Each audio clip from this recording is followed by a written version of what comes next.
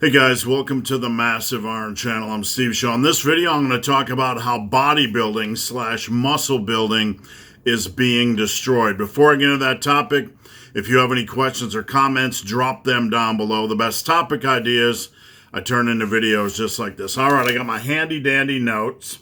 For those of you that like the screenshot, I got my handy dandy notes. I'm about to hit a leg workout and then get back to client work. If you'd like to be a client, if you'd like to work with me, check out the link to coaching below. All right, so been in this game a long time. I'm old as fuck. You guys know that. Been lifting for 37 years, if your brain can wrap around that. And I'm still going. So over the years, I've seen, basically over the last 10 or 15 years, I've kind of seen a decay, a change in how people are approaching muscle building. And in a lot of ways, it's not a good thing. There's been a lot of infusion of strength training principles, powerlifting principles, and just a lot of general bullshit that has kind of seeped in and diluted muscle building, bodybuilding a little bit. Now, I'm not blanketly saying everything is bad and the infusion of strength training principles, some broad, some broad stroke that it's all bad. Nothing like that at all.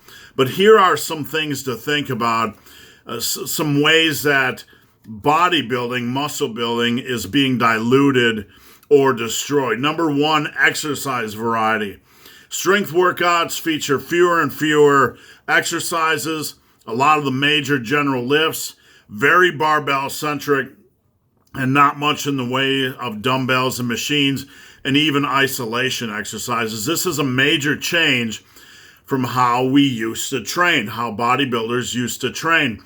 A lot of you are entering the gym, you're meaning well, you want to build muscle, you search the internet for programs, and you're basically force-fed these minimal type of programs that are barbell-centric, squats and deadlifts and, things like pull-ups and barbell rows. There's nothing wrong with that. Military presses, nothing wrong with these lifts. But you need much more than that for a well-rounded bodybuilding, muscle-building program. If you are going to build muscle, if you want to build muscle, you need to incorporate machines, you need to incorporate dumbbells. That exercise variety will only help. Now, is this my opinion? Some of the science we've seen, or meta-analysis from very early in the year, looked at exercise variety and kind of showed us that what we have learned, that a little bit of exercise variety is better than more minimal type of just an exercise plan. Does this make sense logically? Absolutely. For example, you can just do squats, but what happens if you're not quad dominant? What happens if you're glute or hip or hamstring dominant, or you don't get a lot out of squats in the way of quad development? This is actually a pretty common thing. It's not unusual. It makes logical sense that if you want big quads, we don't just do squats. We do things like squats and leg presses and hack squats and leg extensions and lunges and all sorts of things like that. You don't have to do all these exercises, but a little bit of variety is going to be better for hypertrophy or muscle building than just doing these minimal type of workouts. Number two, hard work. Strength workouts have introduced a lot of concepts to the lifting world, like reps in reserve and RPE and percentage-based training. But here's the thing. This stuff, this overthinking, this overprogramming will never replace hard work. And in many ways, all these things that have been introduced, all these concepts, percentage-based training and RIR, I see programs from other coaches that are heavily relying on these things. But the thing you guys need to understand, there's nothing inherently wrong with a tool or a principle, but it does not replace hard work. Unfortunately, I see a lot of guys trying to rely on these things as the be-all, end-all, when there's no life, there's no attack, there's no hard work, there's no sense of desperation and passion behind all this programming. So don't forget, Don't forget, nothing beats hard work. No amount of overthinking, overprogramming is going to trump hard work. Number 3, how bodybuilding is being destroyed. Rep quantity and variety. What do I mean?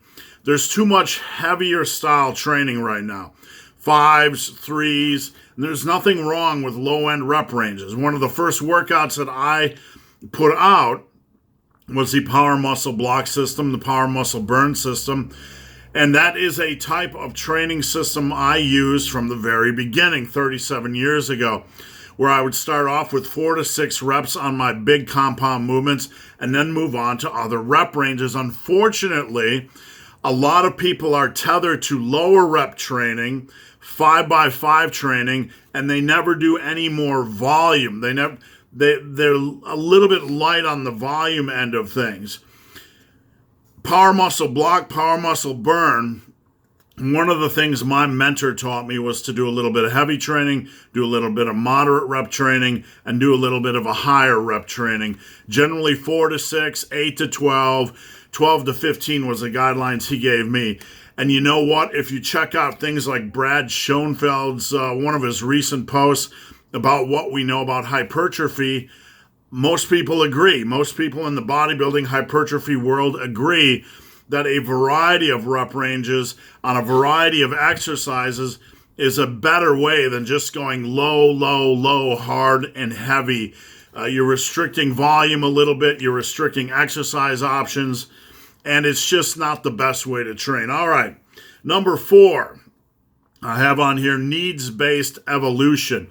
We have become more reliant on programs rather than learning how to evolve programs based on needs. Like, if something's not working on a program, someone will go look for another program, like it's the program's fault.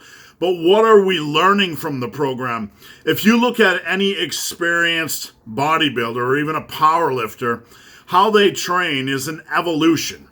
Like if they write down their training program and put it in an article and you try to mimic it, it's not going to be good for you.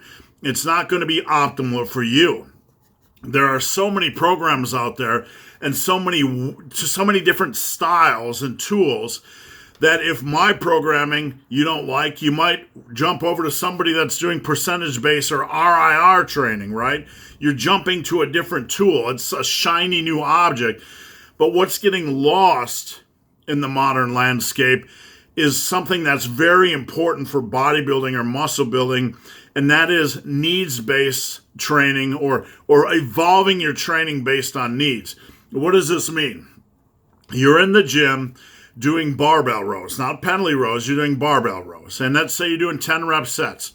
It's chewing up your lower back. You find you're standing up too erect, right? Is that word scary, erect? You're standing up too erect. It's hammering your lower back. You're getting too much torso swing. So a good evolution might be, let's lower the reps. Let's try a penalty row instead. We're going to try something new, slight changes, slight variations, right? Low bar squats not working for you, try high bar. You don't like low rep sets on squats, try higher reps. This is evolving your training based on needs. Dr. Mike actually, on a run this past year, I recall on a podcast, I believe with Revive Stronger or whatever it's called. Sorry, I listened to the podcast. I can't remember the name. Can't remember everything. But Dr. Mike was talking about his program and how if somebody looked at it, it probably wouldn't make sense because his program's based on his injury history and his likes and dislikes and things he's found over the course of decades. So evolving your programming is a very important thing to focus on rather than just hopping from a workout to a workout or training tool to training tool. All right, the next one's a big one. A big one that's killing muscle building, and that is joy. Enjoying your program. Everything's like this nowadays. Everything is so structured. It's so rigid. The same rep ranges, the same exercises, overthinking. Modern lifting can be boring as fuck. It can be boring as fuck.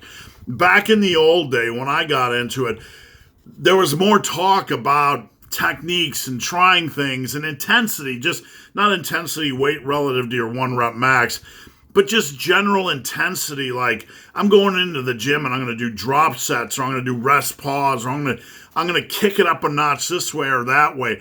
The focus was more on not just progression, right? But progression and intensity. How can we get this workout intense? You could go into the gym and play a little bit, but nowadays lifting's so boring as fuck. There's so many rules and so much overthinking that it kind of boxes people in and almost in a way discourages people from trying new things, having fun, or having joy in their training. All right, lastly, number 6, feel in control. In many ways, in many cases, modern lifting has become about moving weight. Even progression can be a little bit stale. What are your numbers, right? But we don't always focus on controlling the weight. We focus on moving the weight. Now, I'm not talking about slow eccentrics. I'm not talking about super slowing the weight down or anything like that. But control. You go on Instagram and see somebody doing lat pull downs and it looks like a sprint half the time. Like, slow the fuck down. Control the weight, or it controls you. This is something I tell everybody I train face to face. Control the weight or control you, or it controls you. A lot of the old school bodybuilders and guys that are big in general will tell you that they get strong while controlling the weight. What does that mean? It doesn't mean slow and going super slow on a lat pull down when the weight's going up. It means just controlling it a little bit, like driving it down, be in control of the weight. Don't just think about reps and weight. Think about control and other factors, quality reps, and getting the most out of a set you can. That's more the muscle building, bodybuilding mindset. Now, those have been 6 ways that I presented that how bodybuilding is being destroyed. A couple things I want to add on are a couple positives. How is bodybuilding being helped? Number 1, form. With the advent of the greater degree of focus on powerlifting, like, I remember 10 years ago, everybody was talking about powerlifting is dead. Nothing could be further from the truth. Powerlifting is going strong, and it's growing in popularity. And with that, we have a greater understanding or a greater focus on exercise form. One of the deficiencies or negative things about bodybuilding for a long, long time was that bodybuilders would talk about good form when actually they had shitty form. A lot of them would talk about controlling the weight, and controlling the weight would be considered good form. And control isn't a bad thing, but control doesn't mean you have good form. A lot of them would have shitty form, if that makes sense. So with powerlifting, with more strength focus in the modern landscape, we actually have more of a focus on form. Now, does that help a lot of people? Man, there's still a lot of shit-tastic squats and deadlifts and lifts out there, but at least we're moving in the right direction. All right, lastly, how is modern lifting help bodybuilding? We have higher strength standards. Even 10 years ago, when I was chasing a 2,000-pound raw total, there was only like 82 people in the history of powerlifting that had a 2,000-pound total. And nowadays, things are ridiculous. The strength standards are going up and up and up, and that can only help muscle building. That can only help the average lifter. So guys, hope this video has been of some help. If you have any questions or comments, drop them down below. If you made it this far in this video and have yet to subscribe to my channel, please do. I'd appreciate the support. So guys, as always, thanks for watching. Have a great day.